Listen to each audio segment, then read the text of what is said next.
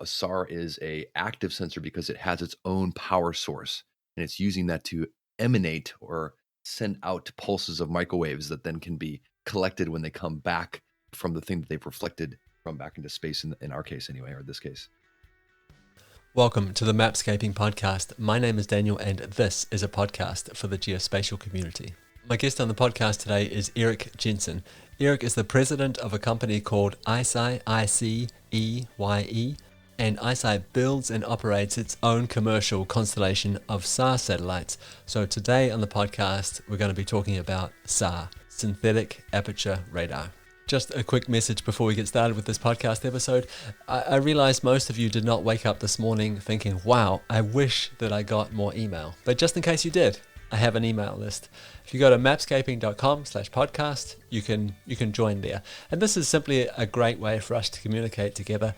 Increasingly, I'm finding that the algorithms on social media are sort of getting in the way of that communication. If you join, I promise not to overwhelm you, and it's just a simple way that we can talk together. If that's something that you're interested in, go to mapscaping.com/podcast, and yeah, you'll hear from me soon. Hi, Eric. Welcome to the podcast. You are the president of ICEYE, and today on the podcast, we're going to be talking about SAR. I think before we do that, would you mind just introducing yourself to the audience and perhaps giving us an idea of how you got involved in SAR? Happy to, and thanks for that. Delighted to be here. I'm a mechanical engineer by background. I spent the last decade working on everything from crew capsules for NASA to reusable space planes to satellites. And I was always quite curious about the why. And so I grew out of kind of my engineering roots and pushing for kind of new business models, envisioning about what the future might hold for different aerospace systems. And my remote sensing awakening happened several years ago when I realized how wonderful it is to build space things that have such an immense and direct impact on human advancement. I love the way you said building space things. I mean, when you're a kid, right? That's the dream. I want to be an astronaut. I would like to build space things, go into space. And here you are, you're doing it. I think I would really like to start off the conversation by talking about or maybe defining what SAR is. Perhaps we could start there. What is SAR? Yeah, love it. So SAR stands for Synthetic Aperture Radar. It was originally developed in secret during World War II, and it's used to detect objects using range finding techniques where we transmit pulses of microwaves and they bounce off something, and then we figure out what the time is between when we send the pulse and when we receive that pulse, and we can calculate the distance to some object from where the pulse was sent. Let me give you an example. If you're standing at the top of a well and you yell down into the well, hello, then you count 1, 2, 3 seconds, and you hear hello back to you. Okay, so now we know the time that it took for my voice to travel down the well, bounce off whatever's in the bottom of the well, and come back to me at the top.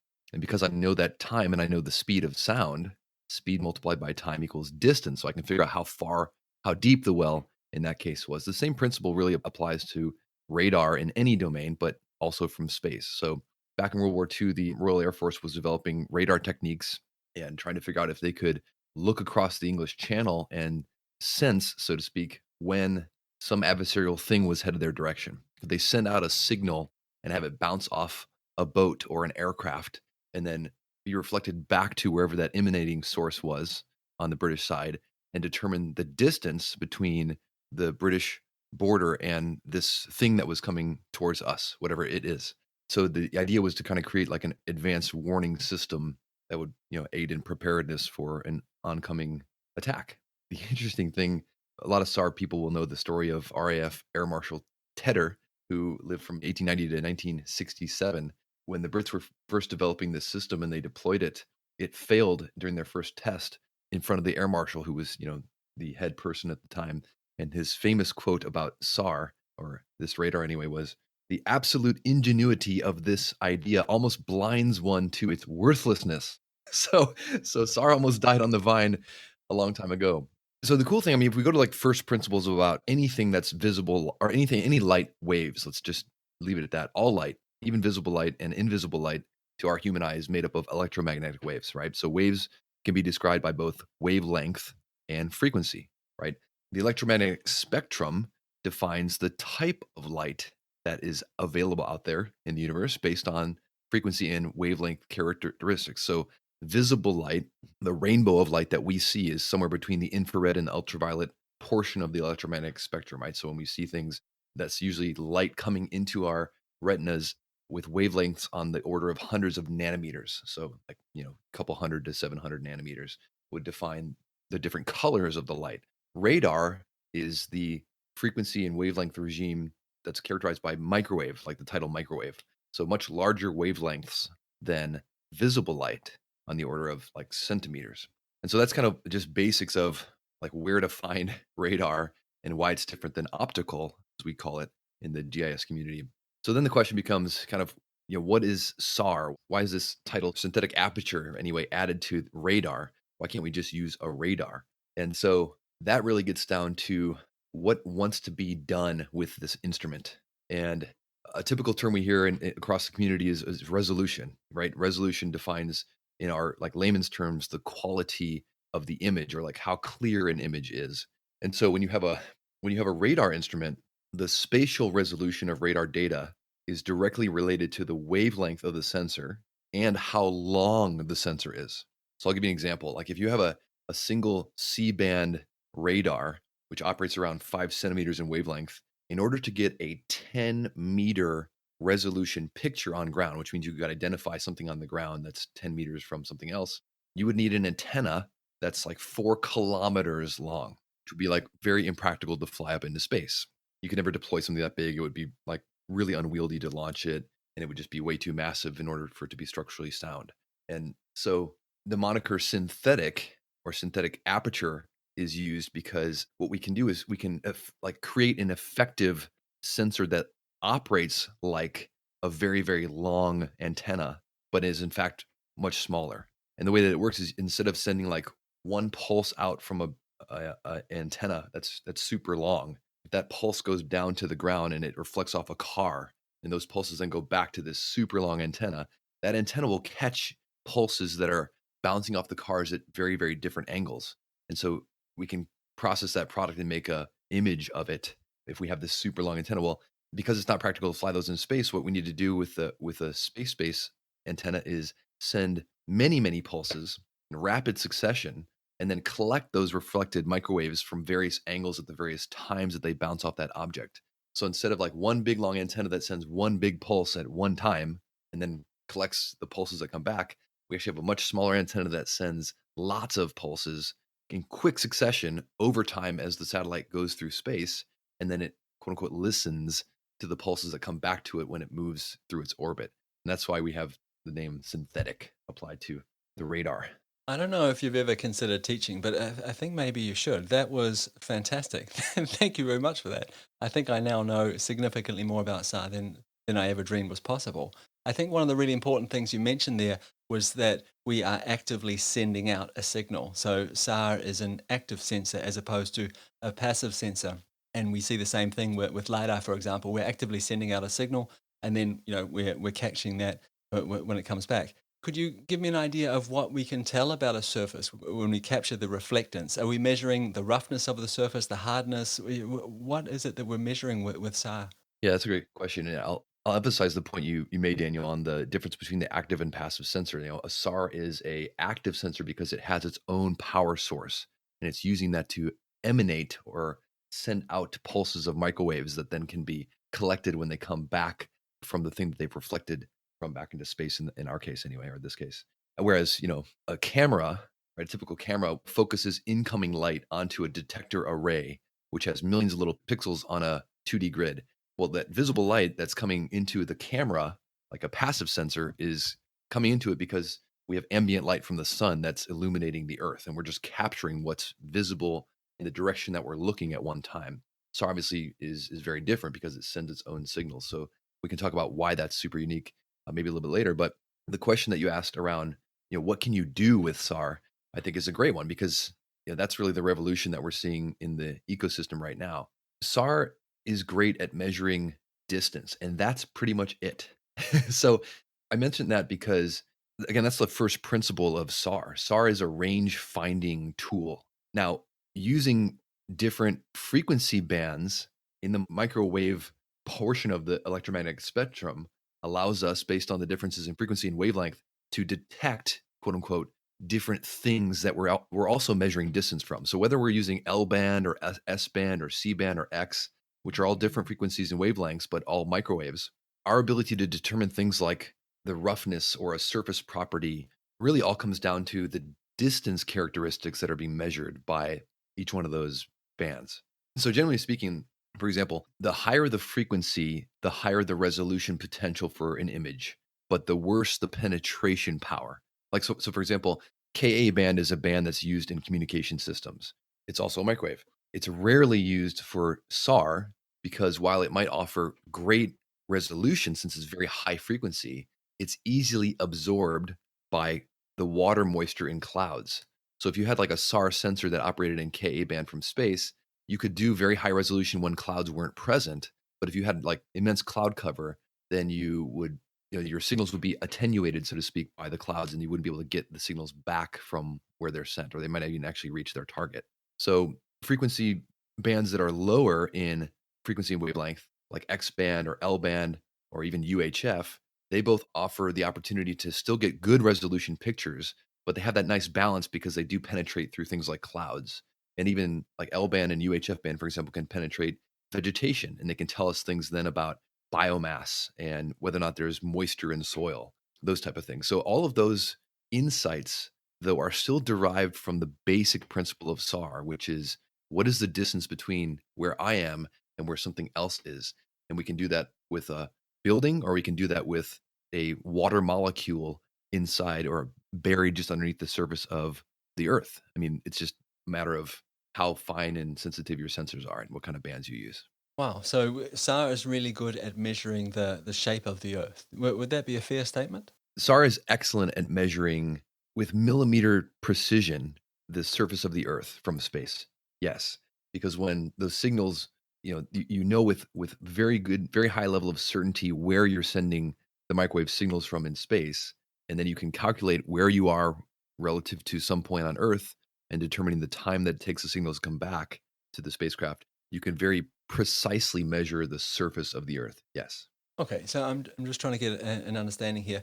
With my limited understanding of remote sensing, like I know, for example, that we can use different sensors that will capture different radiation frequencies, I guess you could call them, create images. We can use those pixels, for example, to build up a signature, and we can identify objects based on their pixel signature. It sounds like with SAR, what we'd be doing then is we're looking for the shape of the object and identifying it by its shape. Is that correct? Yeah, that's a good distinction. I'm assuming this means that we can also make some pretty accurate digital elevation models using this kind of technology. SAR naturally lends itself to creating digital elevation models. If you think about what's needed today to create an elevation model from electrical optical imagery, one would need to collect images from multiple different angles of the same type of target, hopefully around the same time of year, season, that kind of thing, and fuse all that together to create a product that would otherwise, maybe look like a 3D type product. And now there's many companies out there that are doing that in an amazingly efficient ways and creating some incredible derived data sets and products from that. So not to belittle anything that's going on today, because it's absolutely a necessity. But the cool thing about SAR is that because these systems can collect imagery day, night, and in any weather, they naturally lend themselves to what's called coherent type collections, where you can have a spacecraft that is collecting an image over the exact same area of interest from the exact same point in space. So the same type of geometry of the imagery that's being formed over and over and over again. And that allows for something that's very unique to SAR, which is the ability to rapidly create interferograms or do interferometry, where with advanced tools, one could very rapidly determine what's the difference between the picture that I formed before and the one that I have before me now. And so modern systems that are flying in low Earth orbit are able to do this type of collection to create this interferometric product, multiple times per day in the near future. And that is something that's never really been done before, ever, from commercial systems in space on that type of frequency. And so again, thinking about like the applications of that, where you have distance elevation models that can not only be created rapidly, but then can be updated rapidly based on the change that's been detected on a daily or even an hourly basis. That is something that SAR is uniquely positioned to do because, again, it can collect this imagery really at any time through any weather, whereas other systems have to wait for that perfect shot where you have no cloud cover and it might be weeks before that happens. And then when it does, you have to make sure that, again, the orbital parameters are such that the geometry of the collection was exactly the way that it was before. So, in terms of machine to machine interfacing and where that might go, I think this entire field of study around interferometry is going to be further, more vibrant by the fact that there are this now proliferation of SAR systems that are providing kind of efficient commercialized data. Okay. And you said something else really interesting earlier on in the conversation. You talked about penetrating clouds. For me, this is the true magic of SAR. Could you talk to us about that part of it just for a minute? So that really is what's so different about SAR or the images that are formed by synthetic aperture radar instruments versus images that are collected by passive electro-optical sensors. Again, when you've got a passive sensor, you can only take a picture of what you see. Like what we see with our visible eye is a great analog, right? So if you're up in space, you're looking down, 60% of the earth is constantly covered in clouds. And the places that we really cared looking about where people live are sometimes as high as 80%. Things like smoke or volcanic ash or those type of things hinder our ability to collect images over certain areas of interest. So the beauty of SAR is that because it's an active sensor, and as we mentioned before, given the choice of a certain band that's employed with a certain frequency and wavelength characteristic, SAR is able to penetrate clouds, meaning when you form an image, the microwaves go through the clouds, bounce off the things on Earth, and are then detected by the sensor with complete disregard to the clouds that they passed through. That is a very unique characteristic of SAR, and that's not the only thing. SAR can also collect imagery at night. You don't need any background illumination source for an active sensor. So you can imagine a system of SAR satellites could then form imagery day, night, and in any weather is kind of a typical thing that SAR zealots say. So I just want to sort of try and summarize a little bit. So we've got the capability to detect the shape of the Earth through the clouds and at nighttime. And as we talked about before, this is an active sensor. And in a previous conversation, we were talking a little bit about the licensing around this kind of technology. And you were describing a situation to me where you couldn't have active sensors working in the same geographic area. Could you walk me through that example again? Sure. It's just to say that at the limit, there's a saturation point. If you had 100 SAR sensors that were all pointed at the same thing and they were pointed there from the same location and they were all operating in the exact same frequency regime. So, like, let's say they were all using C band and they all had the exact same frequency and wavelength of the pulses they were sending out. You can imagine that the pulses that are coming back, there's not going to be an easy way to detect the difference between whose sensor sent which C band pulse at which time and whose was being collected at what time. So that's what we typically call interference in the industry. It's communications, like a satellite communications term. It happens all the time in satellite communication systems where you're trying to create a link between 2 points, and there's many, many different terminals on the ground that are looking back up at some spacecraft in geo, for example, trying to connect to it and get a signal. And sometimes, if you have a high density of those terminals on the ground, you can't get that signal very easily. You get garbled pictures and bad quality and can't find the right channels that you want if you got a satellite communication dish. Now things have gotten much better over time, but early instances of communication systems dealt with that type of problem. And so the same really applies to any microwave based sensor or RF type system that would where you have electrons that are being sent right on top of each other and those packets are then trying to be received by the same sensors. If they're co-located, it can be problematic. And that's why there's organizations like the ITU, the FCC that help regulate and promote harmony in the ecosystem such that we deconflict or that we plan to not have those type of interferences. What other kinds of things do those organizations do, or what do they put in the world for? Because it's one thing to make sure that we don't have those kind of conflicts in terms of disturbance in the signal, but what about like return times, orbits, the height of the satellite, those kinds of things? Is that all somehow baked into these organizations, or is that something that these organizations are interested in? It is, yeah, it's all baked into kind of the basic operating charter of organizations like the FCC and ITU and others around the world that are similar to that. So it all comes down to operating licenses that are granted to companies that both build and fly communication systems and those that fly remote sensing systems. So essentially you need a license from any given country to operate in certain frequency regimes, both the sensor and then the radio frequency to communicate between the ground and the spacecraft. Essentially, what happens is these organizations have a giant database of which satellites are operating in which frequency regimes and what are they doing and where are they flying, what altitude, what orbits, what inclination, all that kind of stuff. And then they can help deconflict when you submit your plans to them to obtain your license. They can help deconflict by saying, well, we know you want to do this, but this other company's already operating in this specific space. Either go talk to them or we'll help you kind of figure out a way to change your system such that it can operate without interference. I just want to stay with this just for a second because I found this really fascinating when you were talking about it in a pre-interview. And I want to try and understand that this license to operate over a given geographic area, so over a country. So if we think about fishing, for example, we have an exclusive economic zone that surrounds each country. Is there something similar to that when I apply for a remote sensing license over a certain country? There is. There's kind of an international governing body that tries to help adjudicate between countries, but then each country has their own unique protocols and rules, such that depending on the amount of systems and the innovation and the vibrancy of the industry, so to speak, they may have more or less rules around who can operate, where they can downlink data to. There's basic things that we have to be very careful of. For example, if you have an airport, like a major hub that's an airport, let's say like London Heathrow, the way that British authority is going to handle licensing of satellites is going to be such that they ensure that people operating satellites that might be sending signals down over the UK are going to be doing so in a manner that does not interfere with what's going on at the airport. I mean, that's just a simple example. Like those are necessary things of societal interaction and greasing the wheels of economic efficiency that these organizations help us do by providing us with insights that we wouldn't otherwise know about, what satellite systems are up there and which ones are planned. Thank you very much for walking us through that. If it's okay with you, I'd like to move on and talk about some use cases now.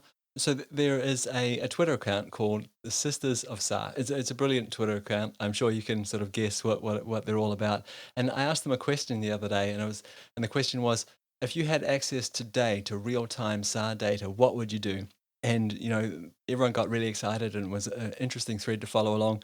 But people were like, I would monitor earthquakes and land erosion and coastal erosion and forest fires and offshore pollution detection and ship detection and crop monitoring. Forest fires, for example. How do you monitor a forest fire using SAR data?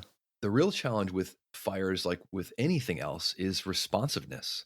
How quickly can you get assets up in the air, eyes, so to speak, on target and figure out what to do about this thing? Bringing this back to SAR for a second, the reason SAR has a role to play is because the SAR instruments that are used by companies operating space based constellations today typically operate in frequency wavelength regimes that allow their instruments to form imagery through smoke and through clouds and even through ash. And because of that, SAR can be a very useful tool in the sense that you can collect imagery over a fire and provide that to teams on the ground to know exactly what is the extent of this fire. So let's just pause there because now we have this thing that's happened. It's a major event. We've got all the normal sources of data. Now we're layering on top of that a data source that can see through the fire essentially and down to where it's being burned, and it can determine the difference between foliage and trees that have been burned and the ones that haven't based on the way that they look in the image that's formed. And I mean, this is a very analogous to how you're taking a picture with an optical sensor, but the SAR data is basically telling the difference in distance between the trees that have fallen down or burned versus the trees that are kind of standing up, and that's how you would notice where a fire line is.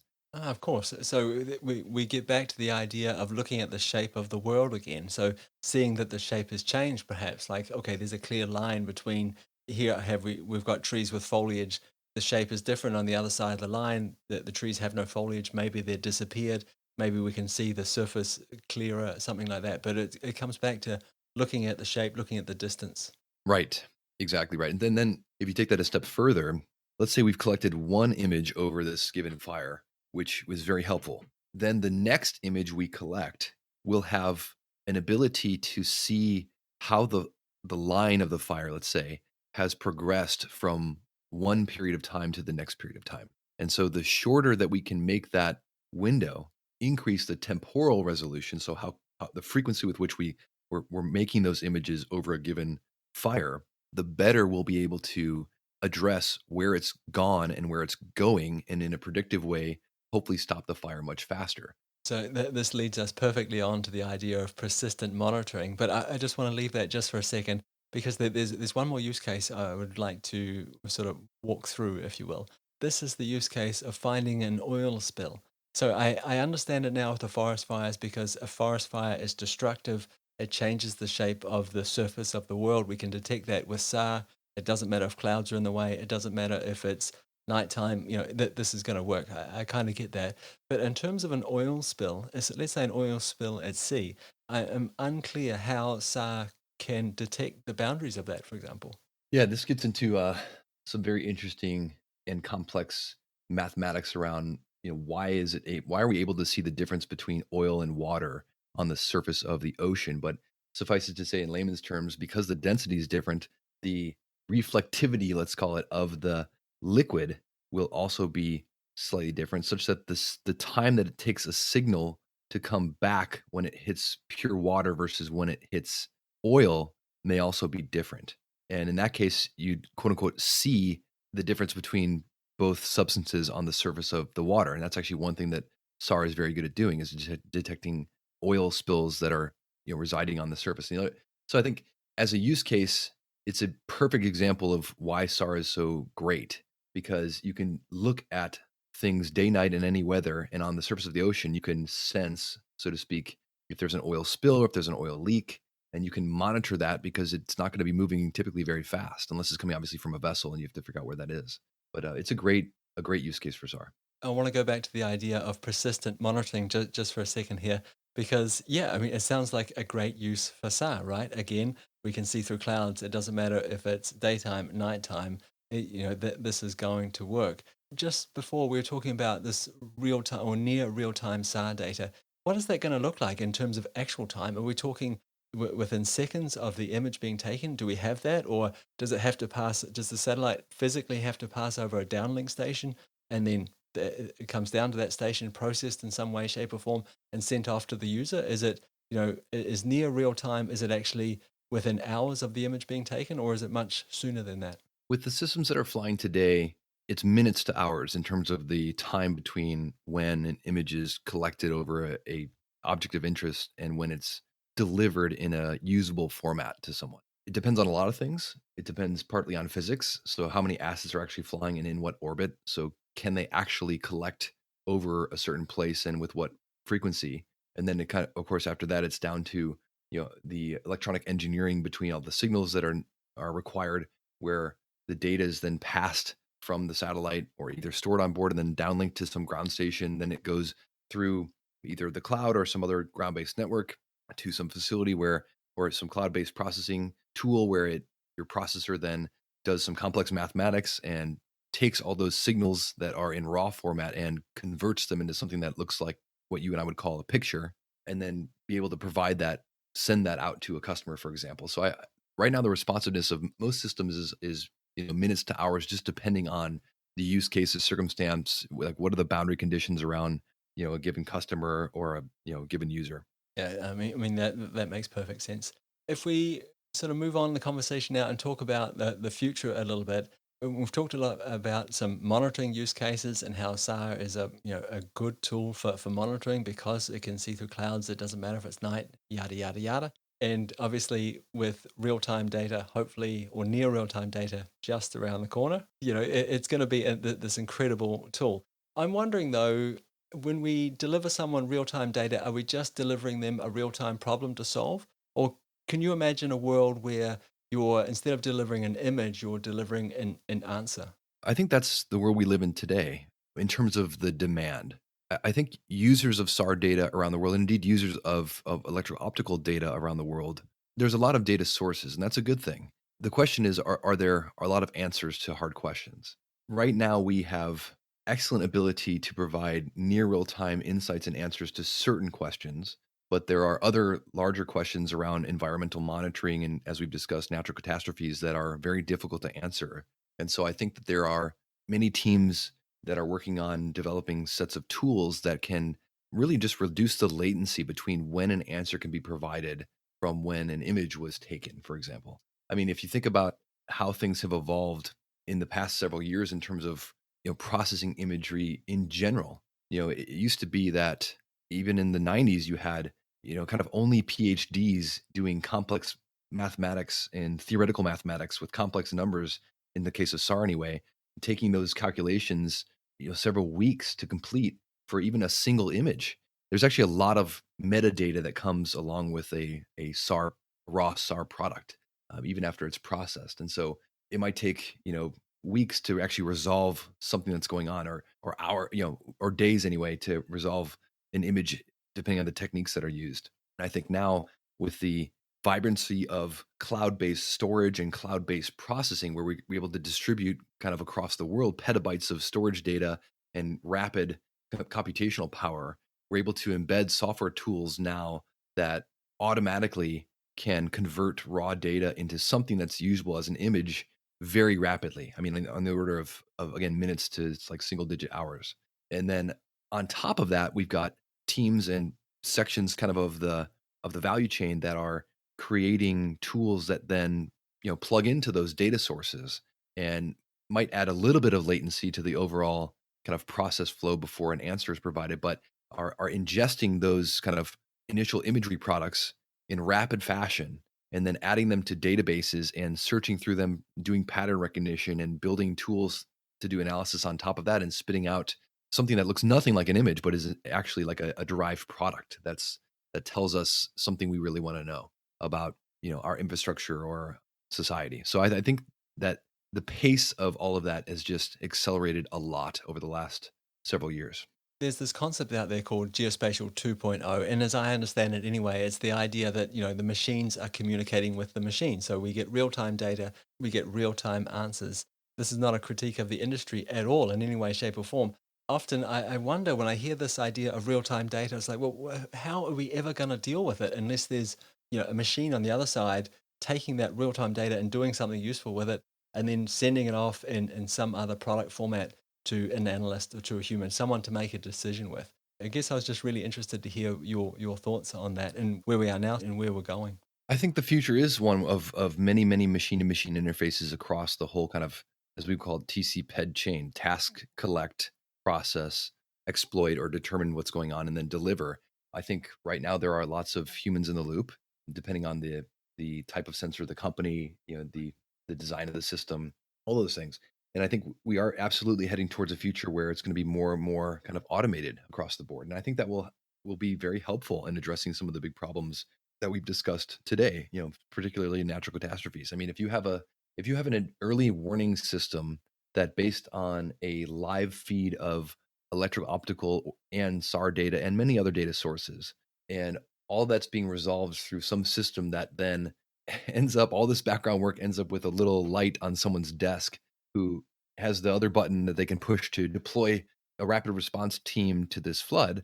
I mean, that's an invaluable insight that can be automated in the future. And I think we're definitely headed that direction. Think about every time that you do one of those recaptures on your phone or your computer when you sign into a website and it asks you to help identify a walkway or a bicycle or traffic lights. You're aiding a neural network that's trying to be built in developing an algorithm around recognition of that thing. And the things that you're being presented with are too hard for typical machines to determine today. But because we've found out these amazing ways to democratize human in the loop training of algorithms through recaptcha, you've now got tools that are being developed with hundreds of thousands of inputs that have some statistical significance to them when aggregated, such that they can train a machine to recognize a streetlight or a bicycle or a walkway. That's something that's a amazing advance that's just been happening while we were sleeping. The same thing's happening in the GIS world. And so, I mean, it's already here in a lot of different ways, but I think that given the vibrancy of multiple data sources, including, the rise of SAR sensors, given some of the cost efficiencies and miniaturization of electronics and the proactivity of entrepreneurs, I think as a unique data source, we're going to start to see that be filtered in such that it is able to help with automated detection and resolution of challenges. SAR as a particular data set is very unique, and it's so rich with data that we've only really, I think, scratched the surface of what we can actually do kind of on the machine to machine automated side of it. And that's what I'm really looking forward to witnessing and being part of. I agree with a ton of what you said there. And I too am completely fascinated by that recapture. When you think about what's actually happening, I think I heard a statistic once where something like so many thousands of books are being translated every day by people doing that, and, identifying a bicycle. This is a bus. I think it's absolutely brilliant. Could there one day be a SAR version of this? That's a great question. I'm sure a very smart entrepreneur is going to figure out how to mesh the two together. But I mean, we already are kind of in a certain way, right? Recapture is actually using imagery, not necessarily aerial or space based all the time, but it is essentially like an extension of the remote sensing ecosystem in like a bite sized capacity. This is exactly what I'm getting at, right? So if you could show me, have an image where you could see the shape of a boat or a building or something like that, and just click the box, right? This is a boat. This is a boat. This is a boat building. Right. Open source algorithmic trainings. Yeah, yeah. Hey, I know that ISI is building. You're building your own space platforms, are you not? We are. Do you see a trend towards single purpose platforms, or do you see people going more towards the multi-sensor approach? I think it really depends on the mission. I think if there's a mission that would want to have super high resolution imagery, capturing sensors combined with communication payloads combined with something else, maybe detecting RF signals on a single satellite. I mean, I think it's just a matter of whether or not the market will bear that type of strategy. And that would then govern the set of design decisions that justify a satellite of a certain purpose, size, weight, and power. Certainly, I think that the trend in general is towards smaller satellites with more focused missions that are built much more efficiently and are designed with much shorter orbital lives in mind. And I think part of that is we've kind of seen the asymptotic nature of technology, generally speaking. So the things that kind of happen here on Earth in terms of their technological refresh cycles are somewhat just a little bit lagged in terms of their application in space because the environment's much harsher. But in the future, we will see more analogs in space to the smartphone as an example, where you have a platform that's got hardware and firmware, but can be completely updated automatically, and where it can host apps that can do multiple things with sensors on that platform that can provide different either phenomenologies or collection capabilities or communication capabilities. I think all of that will end up becoming more and more miniaturized, much more efficient in the future. And I think just indicative by the systems that are being built today, we're seeing very, very highly capable platforms that are much, much smaller. I mean, a tenth of the size and weight, if not a thousandth of the size and weight of the platforms that came before. And that's shouldn't really surprise anyone, right? That's just kind of the way that technology goes. It's everything's based on the power law. Yeah, that makes sense for me anyway. A couple more questions here before I let you go. A task-based approach or a real-time feed? What way are we heading in terms of satellite platforms in general, do you think? That's a great question. I think so. When I think about tasking based approaches versus real time feeds, one way to separate that might be like a proactive approach versus a reactive approach. So, like a proactive approach would be I kind of know the things that I want to look at. And so I'm going to task my system or schedule the tasking in advance so that I can go look at those things because I'm very interested in deforestation or I'm very interested in crop health monitoring and I know where my soybeans are. They're not moving tomorrow and the cornfields are still where they are. And so let's go look at those as frequently as we can over time or over a given season. The real time feeds in terms of like a reactive type approach where you might have an API that someone could use to task a system in near real time to change the way that it's operating. I think those are two approaches that are here, meaning we have the tools and technology to allow for both operational concepts to be employed. The task-based approach is the one that's most people are familiar with, and it's one that's traditionally used because it's a little bit easier to implement. But I think that ease has quickly been resolved by the fact that modern coding techniques and the efficiency of software systems in general allows us to do real-time feeds and real-time dynamic tasking of systems. So the main thing is again just who needs it is the real question to take advantage of a company that's investing in a near real-time feed that anybody can tap into. And then, the question then becomes how does that company effectively adjudicate between people who want to task in real time? How do they prioritize the collections in their scheduling ConOps such that everyone's made happy by what they want to see and when? It's a problem that, or it's a challenge anyway, that remote sensing companies have really always dealt with, which is, I have these priority users over here and these lesser priority users over here. And how do you make sure that they're all satisfied and they all understand kind of when they're going to get the data at what time. But I definitely think that in the future, we're going to see more and more back to the conversation around machine to machine interfaces where, systems can be architected in such a way that they're open and flexible from a software perspective.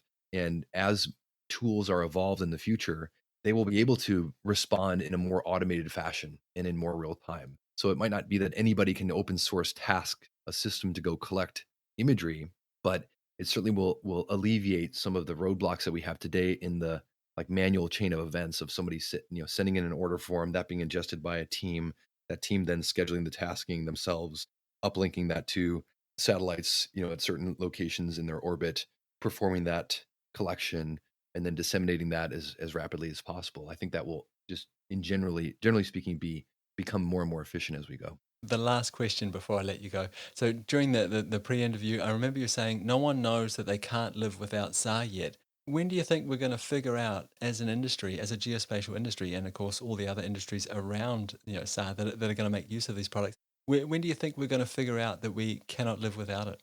18 months from now. I'm being a little flippant. I think that yeah, I think the SAR revolution in aerospace is absolutely here today. And I know I'm a little bit of a zealot, but it's being perpetuated by multiple factors happening at once.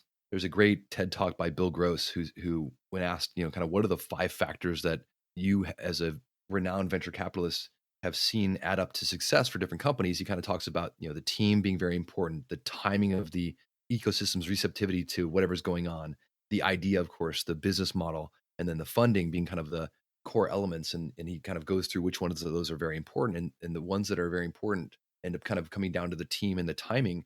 And we can, debate which one of those is more or less within our control. I would just subjectively say that the timing is one that's in less of our control. And so I think that why is now SAR's time to shine?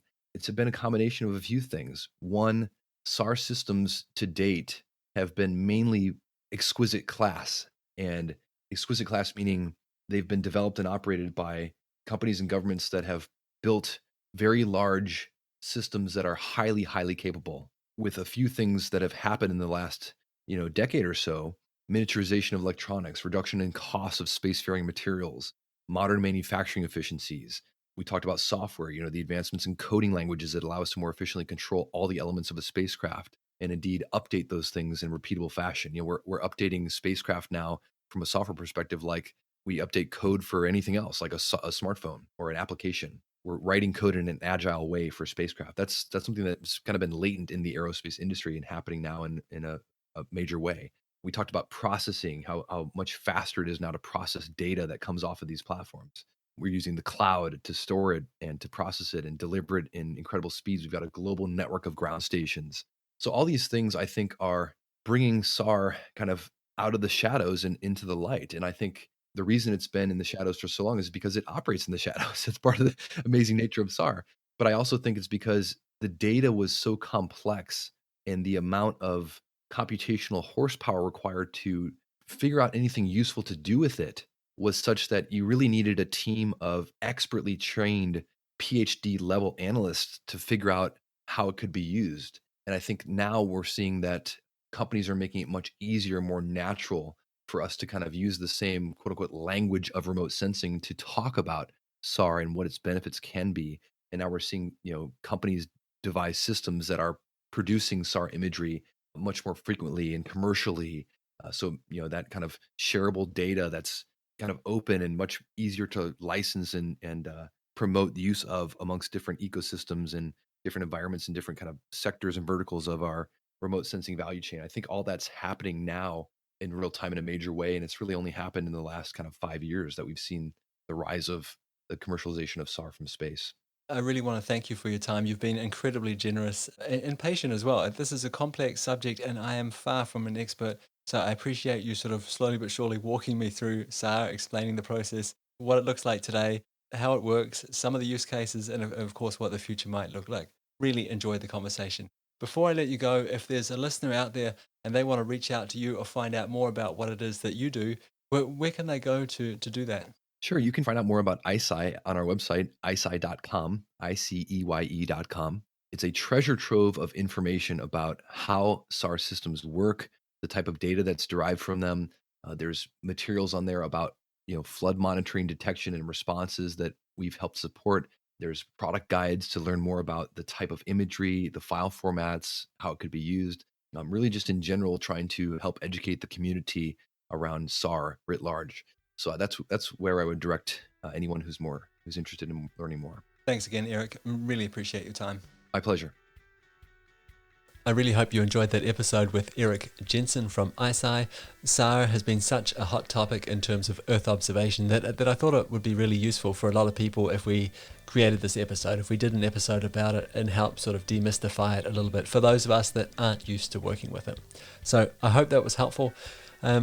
Well, that's it from me. As always, you're more than welcome to reach out to me on social media. You can find me on LinkedIn and Twitter, especially. Those are the places I'm most active. And like I mentioned at the start of the episode, if you go to mapscaping.com/podcast, you can join the email list, and once a week I'll send you an email. And you are, of course, more than welcome to write back to me. In fact, I would really appreciate it if you did that. That would be great. And that's it for another episode of the Mapscaping podcast. My name is Daniel. It's been a pleasure being your host again this week. I'll be back again next week with a new episode, and we'll talk then. Bye.